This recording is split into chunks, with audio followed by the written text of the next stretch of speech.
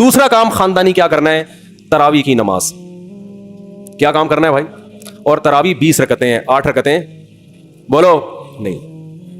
حضرت عمر سے 2 روایتیں, ایک 8 والی اور ایک 20 والی, کہ حضرت عمر نے کتنی دیکھو نبی صلی اللہ علیہ وسلم نے تراویح کی کتنی رکعتیں پڑھی ہیں, کوئی بے غبار حدیث میں ہمیں اس کا تذکرہ نہیں ملتا. بس اتنا ہے کہ 3 دن پڑھی ہے, بس کتنی پڑھی ہے ہمیں نہیں پتا. یہ ہمیں حضرت عمر کے عمل سے پتا چلتا ہے, کیونکہ حضرت عمر بدعتی بولو نہیں ہو سکتے, کیونکہ انہوں نے جب جماعت سے 20 رکعتیں پڑھائی ہیں حضرت عمر نے, تو اس کا مطلب نبی نے ان 3 دن میں کتنی پڑھی تھی. اور ایک ضعیف روایت میں اس کا تذکرہ بھی ہے کہ نبی نے 20 رکعتیں پڑھی ہیں. تو ضعیف روایت کی تائید جب خلفائے راشدین کے عمل سے ہو گئی تو وہ ضعیف بھی عملاً کیا بن گئی؟ صحیح بن گئی ہے وہ. تو حضرت عمر سے 2 ہیں, 8 بھی اور 20 بھی. 8 والی پر امت نے کسی امت نے عمل ہی نہیں کیا, کیونکہ وہ بالاتفاق مضطرب ہونے کی وجہ سے ضعیف ہے, سند کی وجہ سے نہیں بلکہ مضطرب, کیونکہ جو راوی حضرت عمر سے 8 بیان کر رہا ہے وہی کتنی بھی بیان کر رہا ہے؟ 20 بیان کر رہا ہے. اور جب ہم صحابہ کے دور میں دیکھتے ہیں تو ہمیں سب جگہ 20 نظر آ رہی ہیں, 8 کہیں بھی نظر نہیں آ رہی. تو یہ کیسے ممکن ہے کہ حضرت عمر نے 8 شروع کی ہوں اور کوفہ, بصرہ, دمشق, شام, مصر سب جگہ 20 ہو رہی ہوں؟ اس سے پتہ چلتا ہے کہ حضرت عمر سے جو 20 والی روایت ہے وہ صحیح ہے, 8 والی صحیح نہیں ہے. اور اس کی سب سے بڑی دلیل یہ ہے کہ موطا امام مالک میں ہے 8 رکعتوں والی, جو امام مالک نے نقل کی ہے, لیکن امام مالک خود 8 کا فتویٰ نہیں, وہ خود 20 سے زیادہ کے قائل ہیں, وہ تو 20 کے بھی نہیں 36 کے قائل ہیں. تو یہ کیسے ممکن ہے کہ کتاب کا مؤلف 8 والی ذکر کر رہا ہو مگر خود اس روایت کو وہ اس پر عمل نہ کر رہا ہو؟ ان باتوں کا کسی اہل حدیث عالم کے پاس جواب نہیں ہے.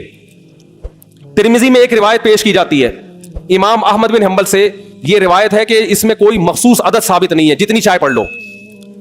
لیکن امام احمد کی جو اپنی اصل کتابیں ہیں فقہ کی, اس میں امام احمد کے شاگرد جو امام احمد سے ذکر کرتے ہیں وہ ذکر کرتے ہیں امام احمد بن حنبل کے نزدیک بھی 20 رکعتیں مختار ہیں. سمجھ نہیں آ رہی میرا خیال ہے بات. تبھی فقہ حنبلی میں تراویح کی رکعتیں کتنی ہیں؟ 20. اور امام ابو حنیفہ کے نزدیک بھی. لوگ پتہ ہے مجھ سے کیا کہتے ہیں, لوگ جو ہے نا کہتے ہیں کہ یار آپ ان حدیثوں کا انکار کر رہے ہو جس میں 8 آتا ہے. 8 والی جو بخاری کی حدیث ہے نا اس کا تراویح سے کوئی تعلق نہیں ہے. بخاری میں آتا ہے نبی رمضان اور غیر رمضان میں 8 پڑھتے تھے, اس کا تراویح سے کوئی تعلق, وہ تو غیر رمضان میں بھی تھی. اتنی سینس نہیں ہے یار, آپ ہمیں قرآن و حدیث سکھا رہے ہو اور ہمیں اپنا مقلد بنا رہے ہو اتنے بڑے بڑے مجتہدین کی تقلید چھوڑ کے. میں لوگوں سے ایک بات کہتا ہوں, ایک قرآن و حدیث وہ ہے جو ابو حنیفہ, شافعی, مالک اور احمد بن حنبل نے سمجھا, اور ایک قرآن و حدیث وہ ہے جو 15ویں صدی کے مولوی سمجھ رہے ہیں. کس کی فہم زیادہ صحیح ہوگی بولو بھائی؟ ایک قرآن وہ ہے جو انجینئر بیان کر رہا ہے حدیث, ایک حدیث کی تفصیل وہ ہے جو امام مالک بیان کر رہے ہیں, ابو حنیفہ بیان کر رہے ہیں, جن کی 80 ہجری میں پیدائش ہوئی ہے, تابعین میں سے ہیں, جو امام شافعی بیان کر رہے ہیں. تم امام شافعی کو چھوڑ رہے ہو, تم امام ابو حنیفہ کو چھوڑ رہے ہو, تم امام مالک کو چھوڑ رہے ہو, تم احمد بن حنبل جیسے محدث اور فقیہ جو امام بخاری کے استاذوں میں ہیں ان کو چھوڑ کر فالو کس کو کر رہے ہو؟ انجینئر کو. اور تم کہہ رہے ہو ہم صرف قرآن و حدیث کو مانتے ہیں, ہم کسی اور چیز کو نہیں مانتے. تم قرآن و حدیث کو نہیں مانتے میرے بھائی, تم مقلد ہو, اندھے مقلد ہو. تم قرآن و حدیث کی اس تشریح کو مانتے ہو جو انجینئر کر رہا ہے, اس تشریح کو نہیں مانتے جو احمد بن حنبل کر رہے ہیں, جو ابو حنیفہ کر رہے ہیں, جو امام مالک کر رہے ہیں, جو امام شافعی کر رہے ہیں. یہ بڑے بڑے تابعین, تبع تابعین, مجتہدین جن کو پوری امت نے فالو کیا ہے. تو 8 رکعت کی جو موطا امام مالک کی حدیث ہے, اس 8 رکعت پہ امام مالک نے فتویٰ نہیں دیا. کیوں؟ اس لیے کہ وہ حدیث مضطرب ہے, اس میں راوی ایک بیان پہ ٹکتا نہیں ہے, کہیں 20 بیان کرتا ہے, کہیں 8. جب راوی کے بیان میں تضاد ہو تو حدیث مضطرب ہونے کی وجہ سے رد ہو جاتی ہے. اور میں آخری بات کر کے بیان کو ختم کرتا ہوں, یہ جو تراویح کا لفظ ہے یہ 8 رکعتوں پہ فٹ ہی نہیں بیٹھتا ہے. اس کا بھی میں جواب سوال کر رہا ہوں لیکن کوئی جواب نہیں دے رہا. دیکھو اپنی مرضی کے سوال بنا کے جواب دے دیا کرو تو لوگ واہ واہ کریں گے. آپ میرے ساتھ یہ ہو رہا ہے, میں جو بیانات میں اعتراض کرتا ہوں نا اس کا جواب نہیں مجھے ملتا, خود سے اعتراض بنا کے کیا کر دیا جاتا ہے جواب. جیسے میں نے بتایا تھا کہ حرم میں 4 مصلے تھے, حنفی, مالکی, شافعی, حنبلی, 4 مصلے تھے نا کئی سو سال تک, جو کہ نہیں ہونے چاہیے, ایک ہی ہونا چاہیے تھا مصلا. تو لوگوں نے اعتراض کیا 4 مصلے تھے حرم میں, یہ دیکھو کتنا غلط, یہ حنفی مالکی ایسے ہوتے ہیں. تو میرا سوال یہ تھا کہ 5واں کیوں نہیں تھا اس وقت؟ اس کا مطلب 5واں فرقہ وجود میں آیا ہی نہیں تھا, وہ اب پیدا ہوا ہے. وہ ٹھیک ہے 4 غلط تھے لیکن اس غلط کو بھی صحیح ان 4 میں سے ایک نہیں کیا ہے. سمجھ رہے ہیں کہ نہیں بھئی ایک امام ہونا چاہیے, 4 الگ الگ جماعتیں نہیں ہونی چاہیے. لیکن اس کا مطلب 700 سال تک امت یہ سمجھتی رہی کہ اہل سنت والجماعت کے 4 نمائندے ہیں, 4 مکتب فکر, 5واں کوئی تھا ہی نہیں, لہذا اس کا کوئی مصلی تھا ہی نہیں. تو سوال یہ تھا, لیکن جب سوال یہ پوچھا جائے تو ایسے جواب ملتا ہے کہ وہ سوال ہی پی جاتے ہیں. سوال یہ جواب یہ دیا کہ غلط ہو رہا تھا, یہ بدعت ہے اور یہ بدعت ہے, یہ ناجائز ہے, تو ہم کب کہہ رہے ہیں کہ صحیح تھا بھائی وہ؟ لیکن یہ پوری دنیا میں نہیں ہو رہا تھا, یہ صرف حرم میں ہو رہا تھا. اور اس کو ختم بھی حنبلیوں نے کیا ہے کہ نہیں جی امام ایک ہونا چاہیے, سارے چاہے حنفی ہو شافی ہو اس امام کے پیچھے نماز پڑھیں گے. سمجھ میں آ رہی ہے بات کہ نہیں آ رہی؟ تو سوال یہ تھا کہ 700 سال یا 400 سال تک امت کی نمائندگی ان 4 مکاتب فکر نے کی ہے حرم میں, 5ویں نے کوئی اپلیکیشن بھی نہیں دی, اس کا مطلب 5واں تھا ہی نہیں. اور جو آپ یہ مختلف الفاظ بیان کرتے ہو کہ امام احمد بن حنبل اہل حدیث تھے, فلاں میں اہل حدیث تھے, تو امام احمد بن حنبل اگر اس طرح کے اہل حدیث تھے تو پھر امام احمد بن حنبل کے فالوورز کو اہل حدیث کیوں نہیں کہا جاتا ہے, حنبلی کیوں کہا جاتا ہے؟ نہیں آ رہی بات میرا خیال. یہ ایسے ہی ہے جیسے جماعت المسلمین والے کہتے ہیں کہ ہم نبی کے دور سے ہیں, اور پھر بخاری میں دکھاتے ہیں جماعت المسلمین کے الفاظ. او بھائی یہ والی جماعت المسلمین نہیں تھی, یہ تو باقاعدہ آپ نے رجسٹر کروائی ہے 1975 میں. وہ جماعت المسلمین صحابہ کو جماعت المسلمین کہا گیا ہے. تو یہ جو اہل حدیث کا لفظ ہمیں پرانے وقتوں میں ملتا ہے, یہ محدثین کے لیے ملتا ہے, یہ کسی مخصوص فرقے کے لیے نہیں ملتا. پھر بھی میں اہل حدیث کو اہل سنت میں داخل سمجھتا ہوں, میں پھر بھی ان کو نہیں کہتا کہ جہنم میں جائیں گے, لیکن میں کہتا ہوں کہ آپ کم از کم اس چند 100 سال پہلے آپ پیدا ہوئے, آپ کی جماعت وجود میں آئی, ہم پھر بھی آپ کو گلے لگانے کے لیے تیار ہیں, اور ہم صدیوں سے چلے آ رہے ہیں, آپ ہمیں کیا کر رہے ہو؟ آپ ہمیں گمراہ لوگوں میں داخل کر رہے ہو. تو اسلام بہت پہلے بر صغیر میں آیا ہے, جس شکل میں آیا ہے وہی شکل ٹھیک ہے, بات کی چیزوں پر اعتماد نہیں ہوتا ہمیں. تو میں ایک بات کر کے بیان کو ختم کرتا ہوں, یہ جو 8 کا لفظ ہے نا, تراویح کا لفظ ہے, یہ 8 رکعتوں پر صادق بولو نہیں آتا.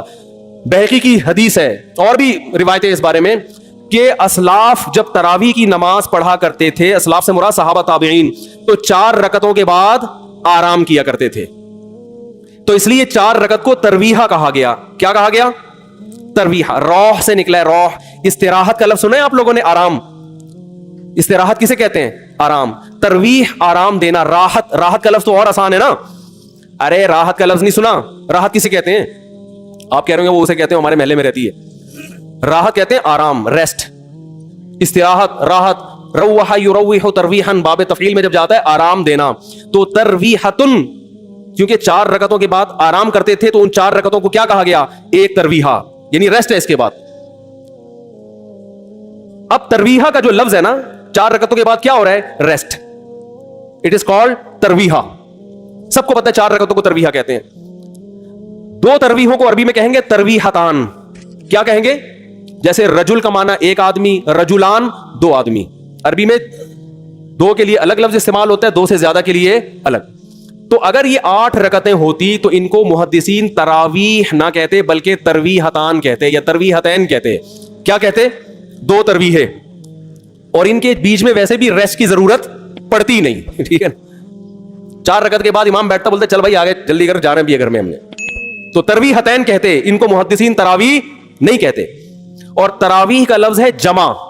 عربی میں جمع کم سے کم افراد کتنے ہوتے ہیں اس کے؟ 3. تو کم سے کم 12 رکعتیں ہونی چاہیے. لیکن تراویح بھی جمع کثرت ہے, جمع قلت کثرت. جمع اقصا کہتے ہیں جو بہت زیادہ جمع ہو. تو پتہ ہے 4 رکعتیں کافی زیادہ ہیں تو ان کو تراویح کہا جائے گا. 4 رکعتیں تھوڑی سی بھی ہو تو ان کو تراویح. 4 رکعتیں اگر 3 دفعہ آئیں گی تو اس کو بھی علی وجہ الکمال ہم پورے طور پر تراویح کا لفظ اس پہ صادق نہیں آئے گا. بات آ رہی ہے سمجھ میں کہ نہیں آ رہی ہے؟ سمجھ میں سب آ رہی ہے, لیکن گھننے بن جاتے ہیں, گھماتے ہیں. اب دیکھیں نا یوٹیوب پہ اس کا جو بیان آئے گا نا اس میں گھمایا ہوا ہوگا, اس میں گھمایا. یہ اپنی طرف سے نکالا ہوا ہے, اپنی طرف سے نہیں بھائی, بہقی کی حدیث ہے, مصنف ابن ابی شیبہ کی روایتیں ہیں, آپ دیکھ لو. اس میں لوگ کہتے ہیں حوالہ کیوں نہیں دیا مفتی صاحب نے. آپ انکار کرو, میں حوالہ دوں گا انشاءاللہ. آپ انکار کرو کہ ایسا نہیں, ہم ٹائم بچا رہے ہیں اپنا. وہ مجھے کہہ رہے تھے نا اس بحث میں کہ مفتی صاحب آپ دلیل دو, جو دعویٰ کرے دلیل اس کے ذمہ ہے. میں نے کہا دلیل اس کے ذمہ اس وقت ہے جب سامنے والے دعوے کا انکار کرے. میں نے ستار بھائی کو میں نے کہا کہ ستار بھائی تم نے 1 لاکھ روپے لیے ہیں. ستار بھائی کہہ رہے ہیں نہیں, ہاں لیے ہیں. تو مجھے کیا ضرورت ہے میں گواہ پیش کروں کہ دلیل دوں؟ وہ مان رہا ہے. تو یہ سب مانتے ہیں. یہ تو علماء جس نے بھی حدیث کی کتابیں پڑھی ان کو پتا ہے کہ ترویح کا لفظ اس لیے لکھا ہوا ہے اس میں. تو اسلاف سے مسجد نبوی میں, حرم میں ایک رمضان بھی ایسا نہیں گزرا جب سے حضرت عمر نے 20 رکعتیں شروع کرائی ہیں کہ 20 رکعت سے 1 رکعت بھی کم ہوئی. زیادہ تو ہوئی ہیں, کم بولو نہیں ہوئی ہیں. ایک امت اتنی بڑی گمراہی پر 1400 سال سے جمع ہو گئی. تو میرے بھائی جو آپ سے قرآن و سنت کے نام پہ بات کرے نا, اسے بولے بھائی ٹھیک ہے میں قرآن و سنت ہی کو مانتا ہوں, مگر قرآن و سنت کی وہ تشریح جو ان مجتہدین نے کی ہے اس کو مانوں گا. جو 15ویں صدی کے مولوی کر رہے ہیں تشریح, میں اس کو بولو نہیں, چاہے وہ سعودی ہوں. لوگ کہتے ہیں سعودی عرب میں 8 رکعتیں ہر جگہ ہو رہی ہیں. سعودی عرب میں آج ہو رہی ہیں, 100 سال پہلے کے سعودی عرب میں 8 رکعتیں کہیں بھی نہیں ہوتی تھی. تو یہ کوئی سعودیوں کا کلمہ تھوڑی ہم نے پڑھا ہے. کہ جو سعودی عرب میں تو بہت سے لوگوں کی داڑیاں نہیں ہوتی, تو کیا مطلب داڑھی کا انکار کر دو گے آپ؟ تو ہم نے فالو کرنا ہے امام مالک کو, امام احمد بن حنبل کو, امام شافعی کو. یہ بڑے بڑے محدثین تھے, مجتہدین تھے. خلفائے راشدین کو, خلفائے راشدین کے دور میں کوئی ایک روایت دکھا دو 8 رکعتوں والی, کوئی ایک روایت. ہاں جو حضرت عمر سے موطا میں منقول ہے اس کا جواب میں نے دے دیا. اس کے علاوہ کہیں دکھا دو کہ بصرہ میں, کوفہ میں, دمشق میں, صحابہ تابعین کے دور میں رمضان میں 8 رکعتوں سے جماعت سے نماز کسی نے پڑھی ہو, تو نہیں ہے کچھ بھی اس میں. تو اس لیے جو طریقہ صدیوں سے تواتر کے ساتھ چلا آ رہا ہے وہ کتنی رکعتوں کا ہے؟ 20 رکعتوں کا. تو اسی کو فالو کرنا چاہیے. تو دوسرا کام آپ نے خاندانی کیا کرنا ہے؟ تراویح پابندی سے پڑھنی. سمجھ میں آ رہی ہے بات؟ تو یہ 2 کام فی الحال کریں, کچھ پیکج اگلے جمعے میں انشاءاللہ بیان کریں گے. تو اسی سے انشاءاللہ اللہ کی محبت کی چنگاری آپ کے دل میں پیدا ہوگی. اللہ ہمیں سمجھنے کی, عمل کی